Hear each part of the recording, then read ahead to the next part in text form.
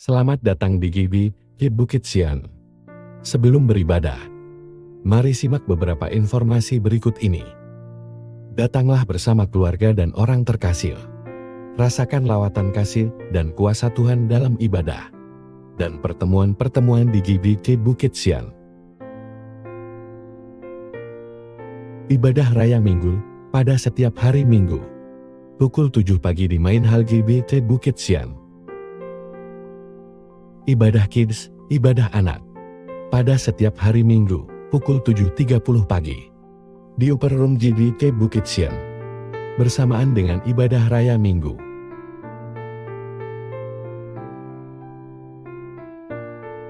Ibadah Youth, ibadah pemuda. Pada minggu kedua dan keempat setiap bulan. Pukul 10 pagi di Main Hall GBI Bukit Sian. Doa malam, pada setiap hari Rabu, pukul 7 malam di Main Hall GBI Bukit Sian. Dan juga melalui Zoom dengan meeting ID yang tertera. Dana sosial Bukit Sian Family. Dengan Rp50.000 per keluarga setiap bulan. Kita dapat membantu keluarga Bukit Sian lainnya.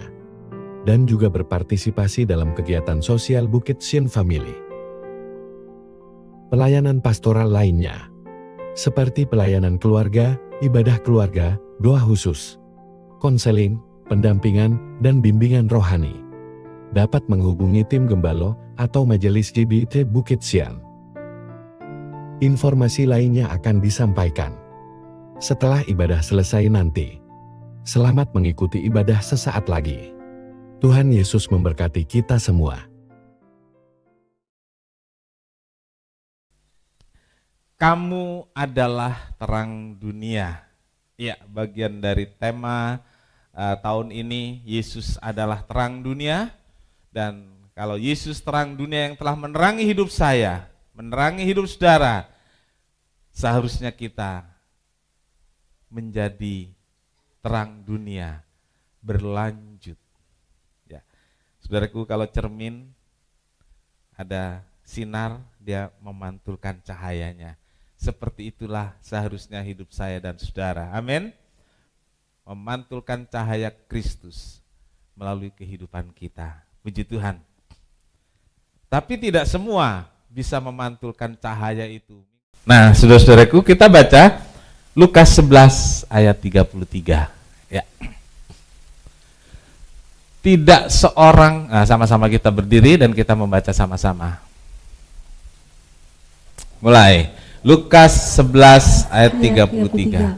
Tidak seorang pun yang menyalakan pelita lalu meletakkannya di bawah rumah atau di bawah gantang, melainkan di atas kaki dian supaya semua orang yang masuk dapat melihat cahayanya. Amin. Silakan duduk. Berbahagialah setiap orang yang telah membaca, mendengar, dan melakukan firman Tuhan. Tuhan Yesus memberkati. Tidak seorang pun menyalakan pelita lalu meletakkannya di kolong rumah. Tidak ada gunanya, rumahnya tetap gelap. Ya. Pelita dinyalakan supaya seisi rumah mendapat terang dari cahaya pelita itu. Itu tujuannya. Karena itu pelita harus diletakkan di atas kaki dian, di tempat yang lebih tinggi, sehingga cahayanya bisa kemana-mana. Tetapi ternyata tidak semua orang meletakkannya di atas kaki dian. Ya, kali ini kita membahas, kita menjumpai dan akan membahas tentang pelita yang diletakkan di kolong rumah. Ya, kolong rumah. Kalau sekarang kita rumah ya begini, nggak ada bawahnya ya. Tapi kalau saudara yang dari daerah, ya di Sumatera, Kalimantan, juga di Lampung, ya ada rumah itu ada panggungnya gitu ya, nah ditaruh di bawah, di kolong rumah. Ya, nah kalau saya ke Lampung beberapa kali dengan beberapa jemaat juga, saya selalu kasih tahu, nah di perjalanan menuju rumah keluarga di Lampung itu ada rumah-rumah panggung gitu ya. Nah di beberapa daerah seperti itu rumahnya. Nah, pelitanya ditaruh di bawah, sedangkan yang membutuhkan terang adalah dalam rumah. Ya. Sehingga rumah itu gelap. Kalau rumah itu gelap, orang lain juga nggak bisa lihat cahaya itu. Nah, saudaraku, rumah berbicara tentang keluarga. Rumah bicara tentang apa, saudaraku? Keluarga. Yaitu mereka yang tinggal di dalam rumah itu, berada di dalam rumah itu. Itu adalah keluarga. Yang dimaksud seperti itu, bukan rumah tempat kos-kosan, saudaraku. Beda. Kalau rumah tempat kos-kosan, dia nggak peduli ada siapa di situ, dia datang, yang penting dia buka pintu kamar, dia masuk. Ya, yang dimaksud di sini keluarga. Ya, di sini keluarga. Jadi orang-orang yang tinggal dan berada di dalam rumah tersebut. Keluarga Kristen, Bapak Ibu Saudara, harusnya menjadi terang melalui kehidupan yang baik. Amin. Menjadi kesaksian tentang satu kehidupan yang berkenan kepada Tuhan. Jadi keluarga yang baik, harmonis, berkenan kepada Tuhan. Ya, sehingga keluarga ini bisa memasyurkan Kristus. Kalau dia taruh di kolong rumah, cahayanya nggak ada, bahkan lama-lama mati. Nah, agar cahaya dari pelita bisa menerangi seisi rumah dan menjadi terang sekitarnya, jangan ditaruh pelita itu di kolong rumah, tapi di atas kaki dian. Karena itu marilah kita membangun kehidupan keluarga, membangun kehidupan rumah tangga dengan baik. Ya, bangunlah rumah tanggamu, bangunlah keluargamu dengan baik. Amin. Berat banget ya. Emang susah ya bangun keluarga Kristen yang baik? Susah atau sulit? Sulit, kadang-kadang menyusahkan.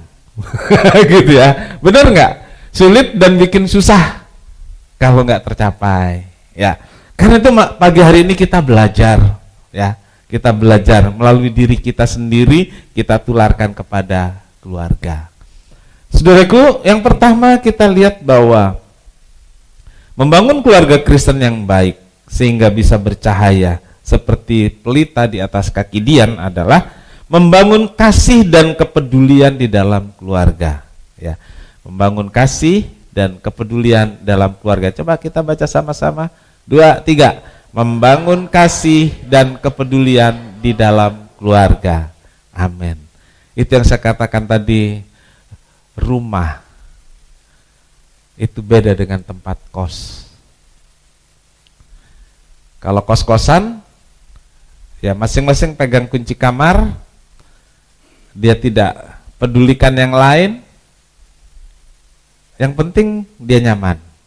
Nah, beda keluarga. Ya. Keluarga dia mempedulikan satu sama lain, mengasihi satu sama lain. Ya. Keluarga Kristen bukan hanya karena isinya adalah orang-orang Kristen. Perhatikan ini. Bisa dibilang keluarga Kristen bukan hanya karena isinya adalah orang-orang Kristen saja. Bapak Kristen, Ibu Kristen, anak-anak Kristen. Oh, ini keluarga Kristen. Bukan hanya itu. Ya. Secara umum boleh disebut keluarga Kristen. Kenapa? Ya saya Kristen, suami atau istri Kristen, anak-anak Kristen, menantu juga Kristen, cucu juga Kristen. Secara umum bisa disebut keluarga Kristen. Tetapi saudaraku, keluarga Kristen yang sebenarnya adalah keluarga yang berpusatkan Kristus. Ya. Keluarga yang berpusatkan Kristus. Kristus menjadi kepala, Kristus jadi pemimpin dalam keluarga, dan Kristus menjadi pemimpin dan kepala untuk setiap orang. Ya, untuk setiap anggota keluarga yang tinggal di dalam rumah itu. Karena tidak semua orang Kristen mematuhi pimpinan Tuhan. Tidak semua orang Kristen menjadikan Kristus kepala atau pusat kehidupannya. Tapi pagi hari ini kita mau belajar untuk mengerti keluarga Kristen adalah keluarga yang berpusatkan Kristus. Amin. Katakan sama-sama, keluarga Kristen adalah keluarga yang berpusatkan Kristen. 2, 3. Keluarga Kristen adalah keluarga yang berpusatkan Kristus. Lebih pendek lagi, yuk katakan sama-sama begini. Keluargaku berpusatkan Kristus. 2, 3. Keluargaku kurang kenceng gitu. 2, 3. Keluargaku berpusatkan Kristus. Amin. Haleluya. Jadi secara personal masing-masing menjadikan Kristus kepala dan pusat kehidupannya. Sehingga kalau masing-masing berpusatkan Kristus, maka bersatu semuanya sama. Semua berpusatkan Kristus. Apapun status dalam keluarga, baik itu sebagai suami dan istri, sebagai ayah atau ibu, dan juga anak-anak, semuanya terlebih dulu harus tunduk pada Tuhan dan mengasihi Tuhan. Ulangan 6, kita baca ayat 5. Ya. 6 ayat 1 sampai 5, tapi saya ingin baca ayat 5 saja, nanti ada penjelasan berikut. Demikian firman Tuhan, kasihilah Tuhan Allahmu dengan segenap hatimu dan dengan segenap jiwamu dan dengan segenap kekuatanmu. Nah, saya ingin beritahu saudara-saudaraku, ini satu perintah. Inilah perintah, ayat 1 mengatakan, inilah perintah, yakni ketetapan dan peraturan, itu ayat 1. Lalu ayat 2, saudaraku, ayat 2, supaya seumur hidupmu, perhatikan ini, engkau dan anak cucumu, ya, engkau dan anak cucumu takut akan Tuhan, dan seterusnya.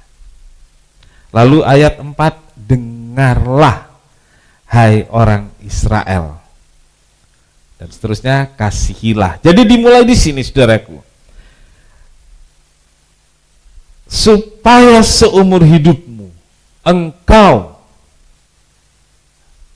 ini orang-orang Israel dewasa, orang-orang tua. Ini ayah dan ibu kalau dalam keluarga, ya. Seumur hidupmu engkau, nggak berhenti di situ, saudaraku, dan anak cucumu. Jadi kalau ada bapak ibu, ada anak, ada cucu, namanya apa, saudaraku? Keluarga. Ya. Ada anak, ada cucu, ada ayah dan ibu. Keluarga. Jadi perintah ini bukan hanya untuk pribadi, untuk keluarga. Jadi engkau dan anak cucumu seumur hidup, dibilang, ya, seumur hidup, supaya mengasihi Tuhan Allahmu, ya, mengasihi Tuhan Allahmu. Perintah ini, perintah mengasihi, dimulai dengan perintah yang khusus bicara tentang keluarga. Seperti saya katakan tadi, keluarga, seisi rumah. Supaya engkau dan anak cucumu, anak, ayat 2, dan kemudian ayat 5 mengatakan kasihilah. Ya. Kasih adalah fondasi, dasar dalam membangun keluarga Kristen. Kalau bangunan dimulai dengan kasih, maka keluarga Kristen itu bisa bersinar terang. Fondasinya dulu. Kasih kepada Tuhan inilah yang kemudian membimbing, mengarahkan, mengantar kita untuk mengasihi keluarga. Kalau dalam diri kita sendiri tidak mengasihi Tuhan, kita nggak bisa mengasihi orang lain. Jangankan orang lain, keluarga pun tidak. Ya. Saudara, kalau saya pernah bacakan doa Presiden Amerika untuk anaknya. Nanti satu kali saya share di grup atau saya bawa di khotbah lagi. Dia berdoa begini, Tuhan, janganlah bawa anakku ke jalan yang mudah. Ayo, siapa Bapak Ibu yang berdoa kepada anaknya seperti ini?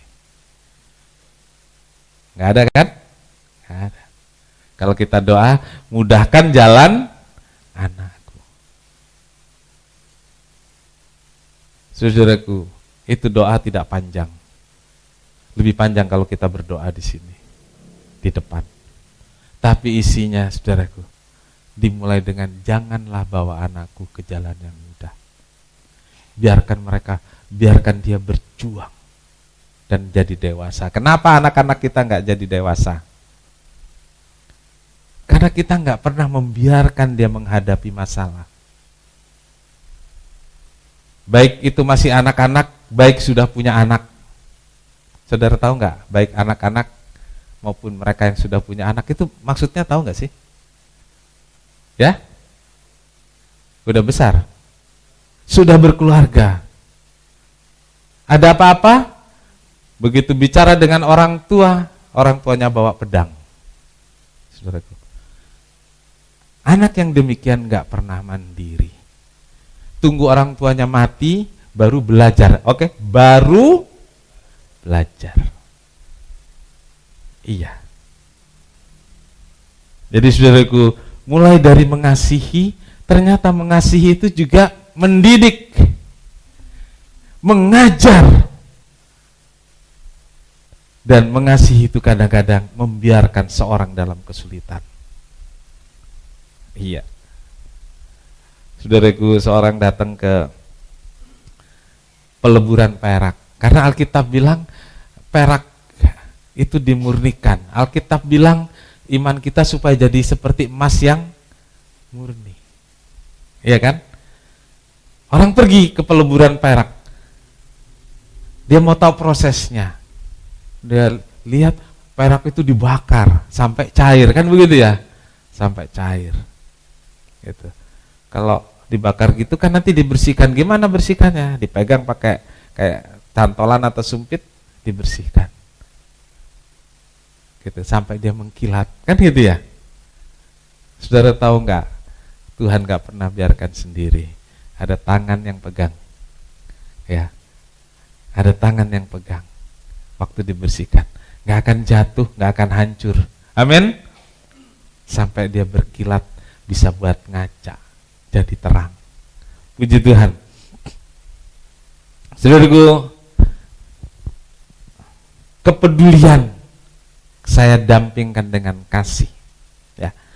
Kalau kasih itu fondasi, membimbing, mengarahkan setiap keluarga untuk saling mengasihi dan peduli kepada anggota keluarganya. Nah, kepedulian itu sendiri tumbuh ketika masing-masing anggota saling mengasihi, mempedulikan. Saudaraku, ada satu tulisan begini, saudaraku. Kasih dalam keluarga itu nanti teruji ketika masing-masing sudah berumah tangga. Jadi kasih di keluarga itu harus dibentuk. Dan nanti akan terbukti bahwa kasih itu mengikat dan mempedulikan ketika masing-masing sudah berkeluarga, jauh di sebelah sana, jauh di pulau sana, kan gitu ya, jauh di kota sana. Saya tanya saudara, kalau di rumah tidak saling peduli, udah jauh, makin tidak peduli. Iya. Ketika ada keluarga yang kesusahan, nggak kepikir untuk menolong. Kenapa? Di rumah aja enggak. Waktu kelihatan mata enggak, saudaraku. Sampai ada orang yang bilang, jangan bangga punya saudara. Cepet itu siapa tadi yang? Cepet banget itu ya. Jangan-jangan curhat itu. Itu kenyataan. Nggak usah dibilang curhat, itu kenyataan. Jangan bangga dengan saudara kaya. Kalau waktu kita susah, dia tidak ada. Kan gitu ya. Kenapa ungkapan itu ada? Kenyataan, bukan satu. Ya kan? Bukan dua, tapi banyak. Nah, kita mulai dari membangun kasih di dalam keluarga. Supaya waktu sudah berkeluarga masing-masing tetap terikat erat. Saudaraku. Sekarang kan gampang, ada WA group ya. Nah, itu menjalin kasih kalau sudah saling jauh. Ya, tapi kalau di rumah mau ketemu satu di kamar ya ketok pintu lah, jangan WA. Ayo, siapa yang begitu?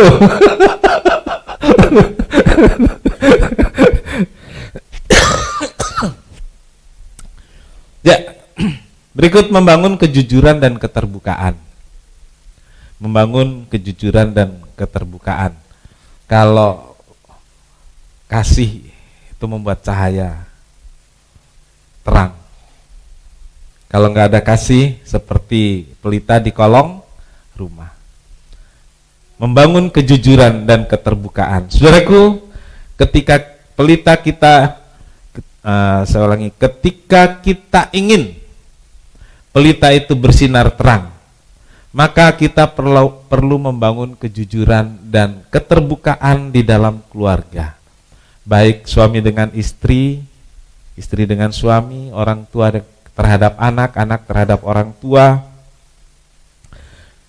Bangun keterbukaan dan kejujuran. Saudaraku, keterbukaan dan kejujuran ini untuk semua hal ya. Ya. Sering kita bicara jujur dalam soal keuangan saja. Tidak cukup, tapi semua hal, saudaraku. Soal pergaulan. Gitu. Harus jujur, harus terbuka. Anak-anak dengan orang tua dengan anak, ya, terbuka.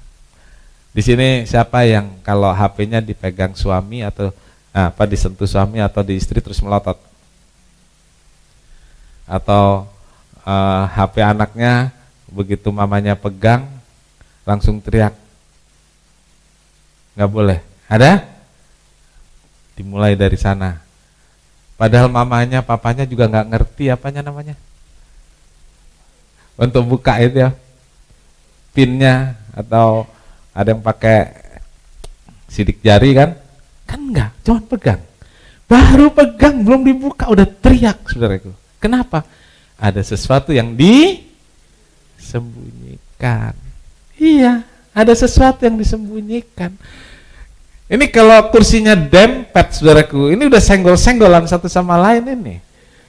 Ini karena ada jarak aja kelihatan tangannya kalau dia bersenggol. Ya, kalau masih senggol-senggol itu namanya apa? Nah, saudara suzon sama saya. Kalau masih senggol-senggolan itu ngerti yang kita bicarakan. Oh, bagus kan? Bukan curiga. Saudaraku,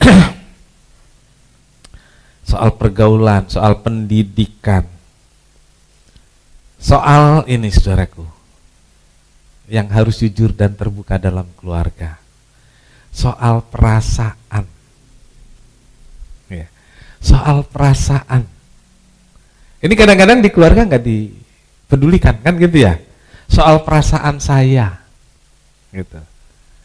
Perasaan itu kalau nggak diomong orang ngerti nggak? Nggak ngerti. Masa sih nggak ngerti gitu ya? Enggak lah, orang nggak diomong ya, gitu. Lalu yang terjadi apa? Saudara tunjukkan sikap beda. Tunjukkan sikap nggak mau ngomong, atau ngomong sedikit buang muka. Jadi karena apa, saudaraku? Ya karena orang lain kan gak ngerti perasaanmu. Perasaanmu siapa yang merasakan? Diri sendiri. Orang lain akan mengerti kalau kita bicara. Jangan malu, jangan sungkan. Itu. Soal kekhawatiran, soal kegalauan, itu bicarakan di keluarga. Halo, gak usah nunggu setahun sekali. Ada orang yang nunggu nanti 1 tahun sekali saya bicarakan waktu pertemuan keluarga. Kelamaan, perasaannya keburu karatan, saudaraku. Jadi tidak berperasaan lagi. Wah, bahaya. Kalau sudah karatan dan tidak berperasaan, artinya kembali ke bagian pertama, tidak mengasihi dan tidak peduli lagi terhadap keluarga. Saudaraku, keluarga adalah tempat yang nyaman untuk terus terang. Ya, keluarga adalah tempat yang nyaman untuk berterus terang tentang semuanya. Ya, tentang semuanya. Tanpa rasa takut, tanpa rasa malu, tanpa rasa khawatir untuk direndahkan. Itu keluarga. Kalau saya ngomong gini, nanti dibilang begitu. Kalau saya cerita yang tadi, ntar saya malah dibully sama keluarga. Ada saudara yang punya perasaan seperti itu dalam keluarga? Ada. Tapi itu salah. Karena keluarga adalah tempat yang nyaman untuk menyampaikan perasaan, menyampaikan kekhawatiran, menyampaikan bahkan kejelekan diri sendiri. Karena dalam pertemuan keluarga biasanya yang disampaikan kejelekan yang lain. Saudaraku, jangan takut, jangan malu. Bangunlah kejujuran dan keterbukaan dalam keluarga. Jangan gengsi. Gengsi dan jaim atau jaim ya. Jaga image. Ya. Gengsi dan jaga image justru akan membuat kita menjadi seperti orang asing dalam keluarga. Nah, waktu kita kumpul, kita kok rasa ya kenal orangnya, tapi sepertinya kita nggak bisa nyaman, nggak bisa akrab. Pernah nggak rasa seperti itu? Akhirnya kita diam, kita nggak mau ngomong. Nanti saya ngomong takut salah, saya ngomong takut dibilang gini gitu. Ada yang seperti itu? Saya tahu ada. Nggak usah angkat tangan. Ada. Kenapa? Karena dalam keluarga nggak ada kejujuran, nggak ada keterbukaan. Kalau ada orang yang menyampaikan perasaannya dianggap baper, ya kan? Kalau orang yang menyampaikan pikirannya dibilang sok pinter, ya.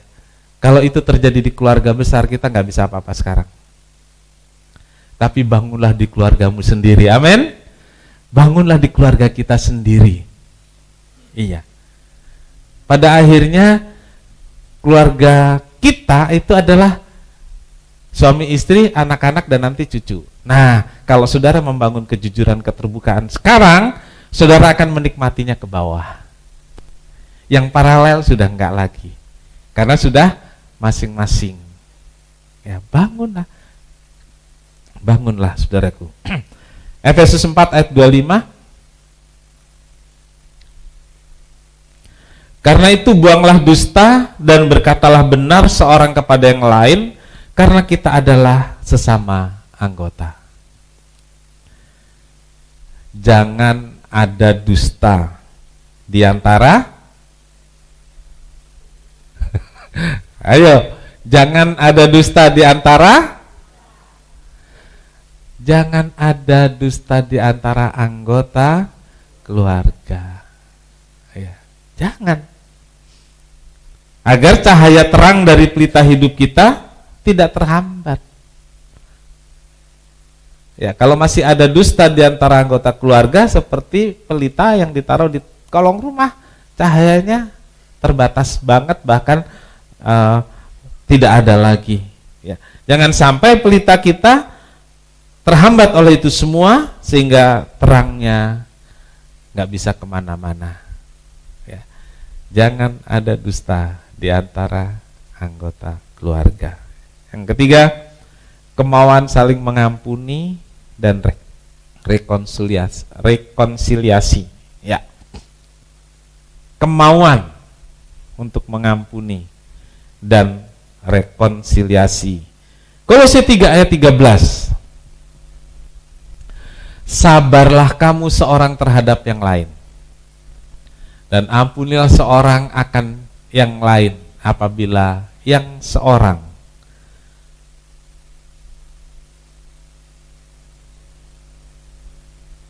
saya ulangi 3 ayat 13. Sabarlah kamu seorang terhadap yang lain, dan ampunilah seorang yang lain apabila seorang menaruh dendam terhadap yang lain. Sama seperti Tuhan telah mengampuni kamu, kamu perbuat jugalah demikian. Amin. Ya, udah selesai dibaca. Oke. Sabarlah kamu. Sabarlah kamu. Saudara, dalam keluarga, pernah nggak saudara merasa bahwa saudara sudah mencoba bersabar dalam keluarga, urusan dengan keluarga? Pernah? Coba siapa yang pernah? Sudah berusaha untuk sabar gitu.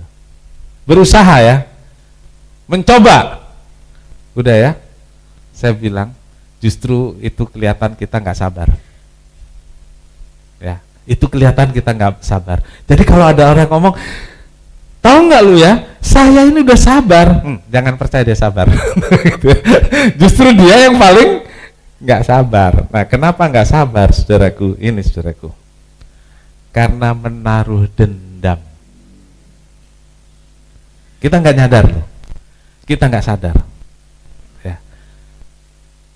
Gak sabar itu ternyata sumbernya adalah dendam. Tapi kita gak sadar. Karena itu tersimpan di sini, saudaraku. Tersimpan. Tahu dia bisa muncul kapan saja. Nah, menaruh dendam adalah penghalang yang membuat pelita dalam keluarga seperti berada di kolong rumah. Tidak ada keluarga yang sempurna. Saya ulangi lagi, tidak ada keluarga yang sempurna. Saudara setuju? Gak ada. Kenapa gak ada keluarga yang sempurna? Karena masing-masing pribadi dalam keluarga itu juga tidak sempurna. Oke, kalau satu keluarga itu 5 orang, yang 4 wih, sempurnalah. Yang 1 nggak sempurna. Sempurna nggak keluarga itu? Tetap tidak. Jadi saya beritahu saudara, tidak ada keluarga yang sempurna. Setuju? Karena setiap anggota keluarga pun tidak sempurna. Saudara paham? Oke, saudara paham. Paham ya? Paham. Ini Pak Pendeta mau kasih apa ini? Yang penting paham di situ dulu. Nggak ada keluarga yang sempurna, sebab anggota keluarga di keluarga itu juga tidak ada yang sempurna. Paham ya? Oke, paham. Dan masing-masing anggota keluarga itu ketidaksempurnaannya terlihat dari karena masing-masing punya kekurangan. Gitu ya. Ini bukan kekurangan uang, saudaraku ya. Kekurangan uang ternyata itu jadi masalah yang kecil dibanding masalah karakter. Iya. Kalau cuma masalah uang, tapi saling mengasihi, masalah uang tidak jadi masalah. Iya. Karena tiap anggota keluarga mempunyai kekurangan, bisa berbuat salah, bisa juga tiba-tiba emosi tingkat tinggi, kadang juga baper. Iya, betul nggak? Kita ngomong di rumah ya, kita ngomong di rumah ini. Jadi nggak tahu sumbernya dari mana, tiba-tiba baper aja. Nggak tahu sumbernya dari mana, tiba-tiba emosi tingkat tinggi, bisa, gitu. Paling kalau udah kayak gitu, sambil balik badan bilang gini, kesambet apa kali di jalan. Ada begitu, pernah begitu nggak mikir? Ada. Nah, itu kenyataannya kan? Itu menunjukkan setiap anggota keluarga tidak sempurna. Masih mending ngomongnya, ada masalah di kantor kali, masih mending ya. Kalau dibilang kesambet apa kali di jalan tadi. Iya. Jadi saudaraku, konflik atau salah paham bisa terjadi sewaktu-waktu karena ketidaksempurnaan tadi. Bisa terjadi sewaktu-waktu karena sebab yang sepele. Bisa. Ya. Biasanya kalau ada gelas di pinggir, saudara geser ke tengah supaya enggak kesenggol dan jatuh. Tapi kalau lagi baper, apa yang disebut itu gelas di pinggir tadi? Apa bunyi kata-kata kita? Coba ayo. Ibu-ibu. Taruh sembarangan. Oke, apa lagi? Kebiasaan. Bapak-bapak. Bapak-bapak biasanya tidak peduli. Tapi kalau lagi baper, peduli. Ngomongnya gimana? Coba. Ya? Oh, langsung siapa yang taruh sini gitu ya? Terus diem semua, ambil gelasnya, lempar. Enggak, dilempar biar pecah. Itu maksudnya membantu pabrik supaya produksinya jalan terus gitu loh. Iya kan? Kalau lagi baik-baik mah gak masalah ya. Dia langsung geser atau bawa ke tempat cuci piring. Tapi kalau lagi baper, lagi apa, itu kan sepele ya. Nah pasti masalahnya cuman kayak gitu kan. Tapi bisa meledak jadi sesuatu yang heboh, saudaraku. Nah, disinilah ini yang saya maksud tadi, saudaraku. Yang saya sudah bilang, tidak ada keluarga yang sempurna karena anggota keluarga masing-masing itu juga tidak sempurna. Ketidaksempurnaan bisa saudara perluas, karena itu kalau di rumah itu 1001 macam yang bisa terjadi. Nah, disinilah perlu adanya kemauan untuk mengampuni. Nah, jadi kalau saudara paham ketidaksempurnaan, ya kita kedepankan yang namanya mengampuni. Atau lebih tepatnya saling mengampuni. Saudara-saudara, menaruh dendam,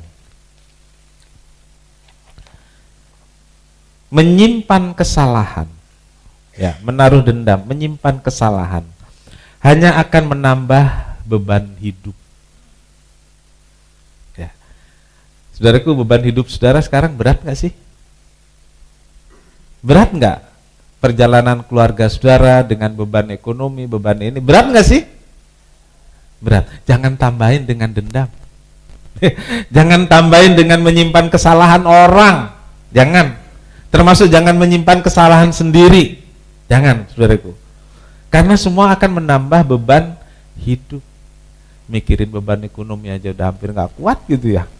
Ditambahin lagi, nyimpan dendam kepada orang lain. Orang lain yang saudara dendam itu mau membantu nggak sih? Bikin tambah beban berat? Iya. Membantu tidak. Nah, jadi saudaraku, kedepankan saling mengampuni. Kalau kita mengampuni, itu membuang sakit hati dan mendatangkan kelegaan di hati. Tidak mudah, tapi Roh Kudus pasti menolong. Amin. Karena kata kuncinya di sini bukan hanya mengampuni, tapi kemauan. Jadi soal mengampuni itu bukan soal bisa atau nggak bisa, soal mau atau tidak mau. Ya, kalau kita nanti kita mengucapkan doa Bapa kami, salah satunya adalah ampunilah kesalahan kami seperti kami juga mengampuni kesalahan orang lain. Oh Pak Pendeta, itu kan mengampuni kesalahan orang lain. Kalau orang tua, kalau anak kan gak termasuk.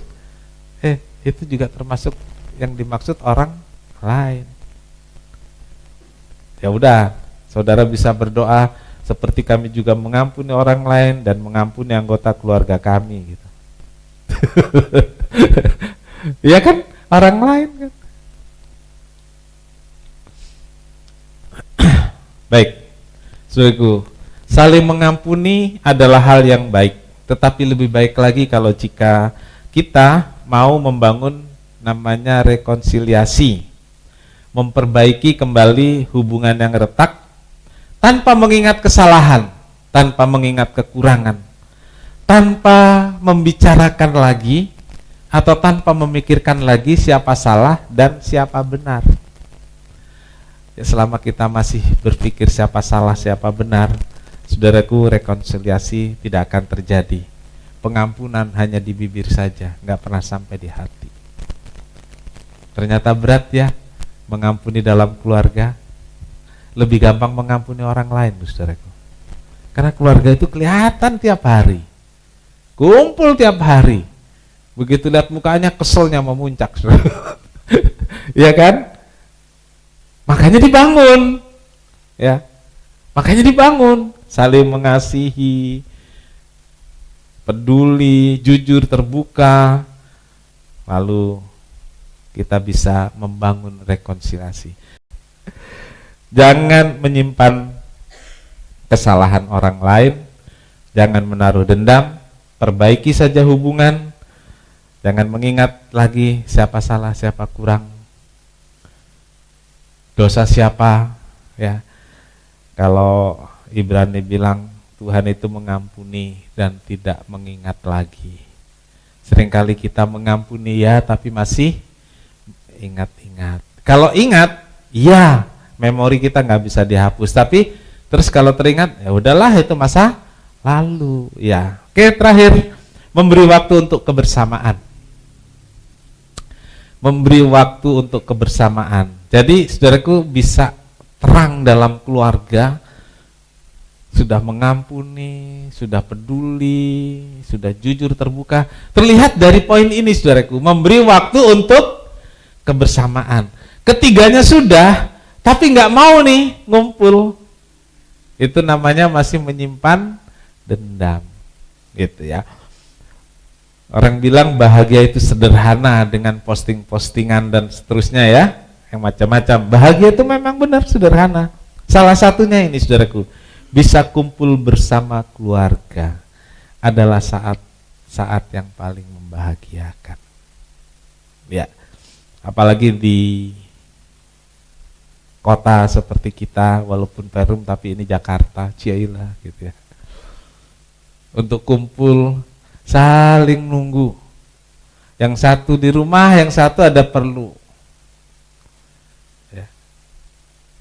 Lalu memberi ada waktu-waktu tertentu untuk kumpul, misalnya ulang tahun atau hari Minggu dan lain sebagainya. Dan itu membahagiakan. Mazmur 133, satu ayat yang sangat terkenal, sering kita baca. Saya ingin sama-sama kita membaca ayat ini. Mulai, nyanyian ziarah Daud, sungguh alangkah baiknya dan indahnya apabila saudara-saudara diam bersama dengan rukun. Seperti minyak yang baik ke atas kepala, meleleh ke janggut, yang meleleh ke janggut Harun dan ke leher jubahnya. Seperti embun gunung Hermon yang turun ke atas gunung-gunung Sion. Sebab kesanalah Tuhan memerintahkan berkat kehidupan untuk selama-lamanya. Amin. Kumpul dulu baru ada berkat. Ya. Berkumpul dengan rukun membuat pelita dalam keluarga bersinar terang. Saat berkumpul kita bisa bercerita, sharing, saling menghargai. Kalau sekarang antara lain ya, kalau lagi kumpul keluarga diposting di sosmed. Saudara jangan berpikir itu pamer. Kalau ada rekan, kalau ada orang lain berkumpul dengan keluarga, makan lalu diposting. Saudara bilang jangan pamer, jangan bilang sok-sokan. Saudaraku, mereka sangat bahagia bisa seperti itu. Saking bahagianya dia mau beritahu kepada dunia, aku dan keluargaku itu bahagia. Iya loh saudaraku. Coba saudara berpikir, pernah kan ini sok-sokan ini, pamer-pamer. Pernah kan berpikir gitu? Jangan. Ya. Karena orang itu sangat berbahagia bisa kumpul dengan keluarga, bisa makan pecel lele bersama keluarga. Saking senengnya saudaraku, dia foto, dia taruh di sosmed. Terus ditulis, bahagia itu sederhana, makannya sama pecel lele, kan gitu ya. Sementara ada yang bahagia dengan cara lain. Dia pergi ke pantai, dia foto bersama keluarga. Karena bahagianya dia pasang foto itu, ini keluargaku, kami bahagia. Nah, dengan melihat itu saudaraku, tentu orang akan senang. Jujur saya lihat keluarga-keluarga yang posting bisa kumpul, tanya Pastor Gisel, saya bangga, saya bahagia. Sulit kumpul bersama untuk sekedar makan kecil saja. Iya saudaraku. Jadi sebenarnya ada minusnya kalau saudara posting foto bersama, makan gitu dengan keluarga lengkap, ada minusnya. Saya pikir kenapa di situ nggak ada Pak Pendeta ya? Bercanda. Itu keluarga berbahagia banget. Sampai dia mau beritahu kepada dunia, keluargaku baik-baik dan bahagia. Begitu saudaraku. Nah, tapi saudaraku yang perlu diperhatikan, ketika kita kumpul, jangan hanya hadir secara fisik saja. Loh, Alkitab bilang kan, berkumpul dan diam. Ada kan tadi kata-kata diam. Jangan dipotong saudaraku. Kata-kata diam itu kan ada lanjutnya.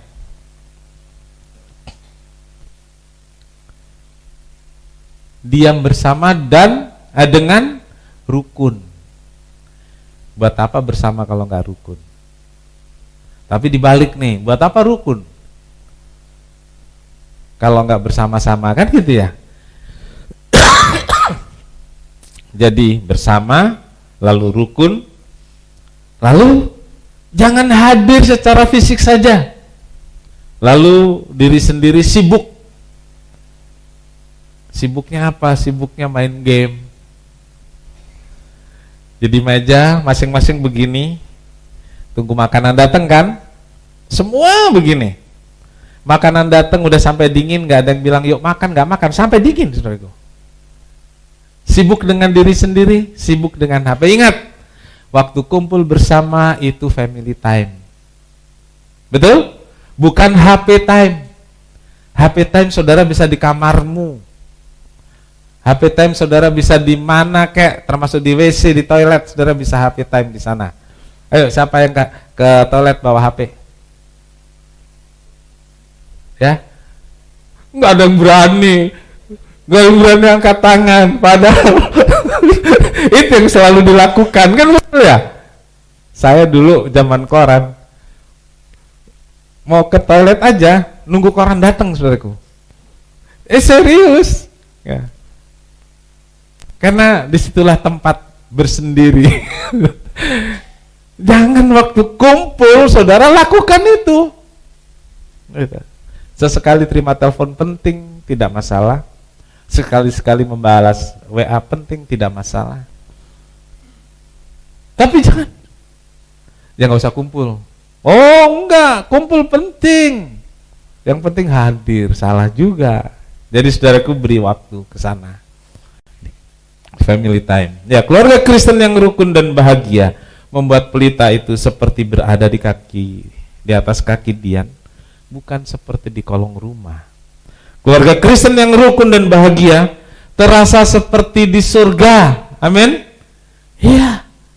Kita belum pernah tahu seperti apa surga, tapi dari gambaran yang Alkitab berikan bahwa surga itu tempat yang nyaman, tempat yang damai.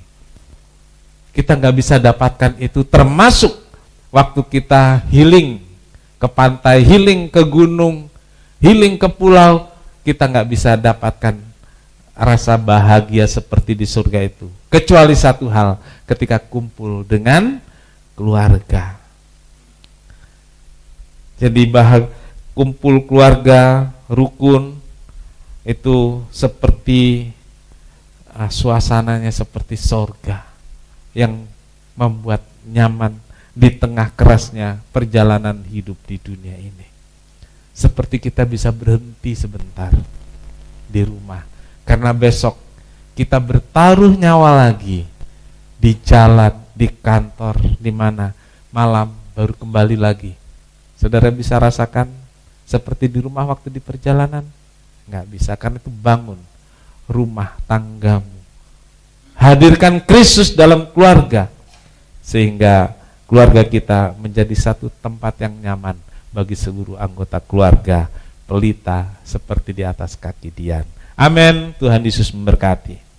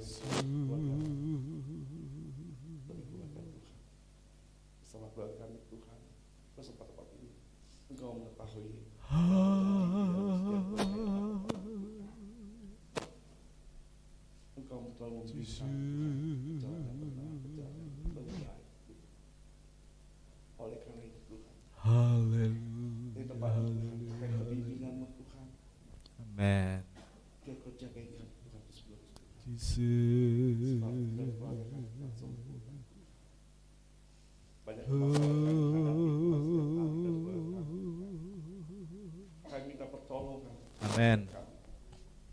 Sehingga kami bisa melewati hal itu. Dan buat kami Tuhan, baik itu dari anak, orang tua, yang percaya, ada kesempatan hati dan dari kami Tuhan.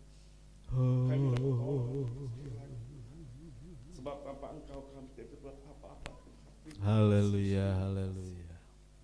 Firman yang indah Tuhan bagi kami untuk kami renungkan Tuhan. Yesus. Mungkin Tuhan kami dalam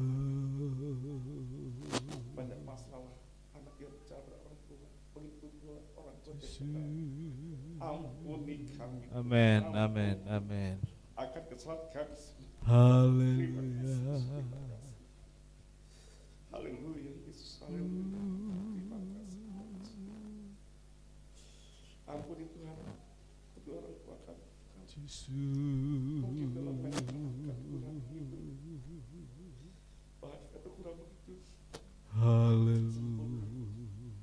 Ampuni Tuhan kami sebagai orang tua.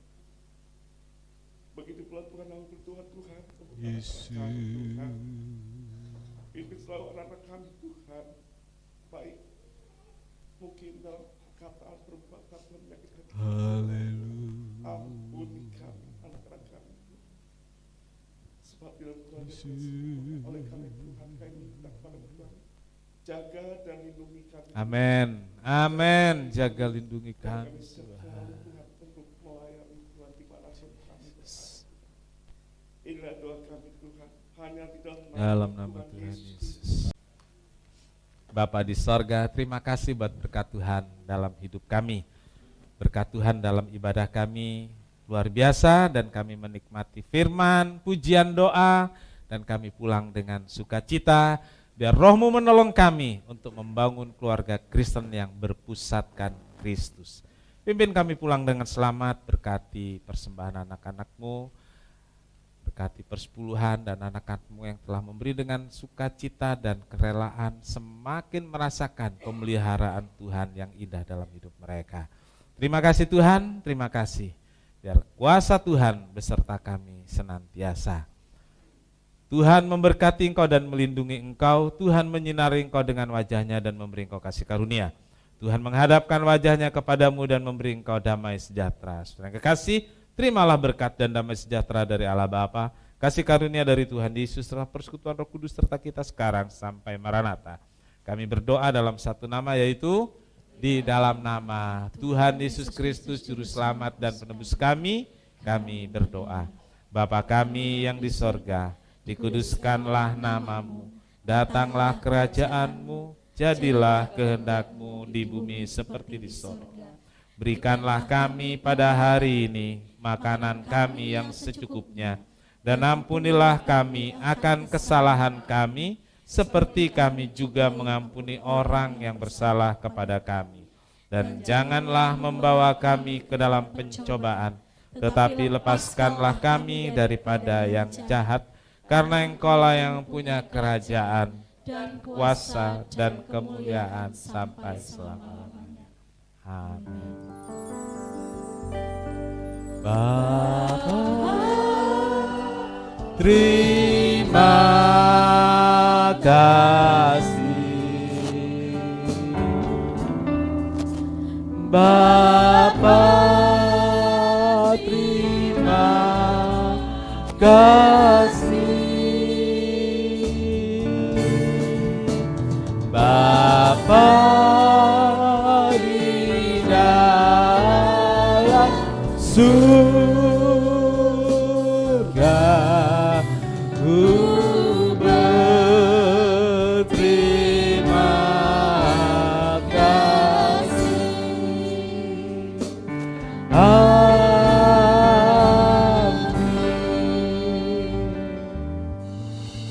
Sekian kebaktian, selamat pulang. Tuhan Yesus memberkati.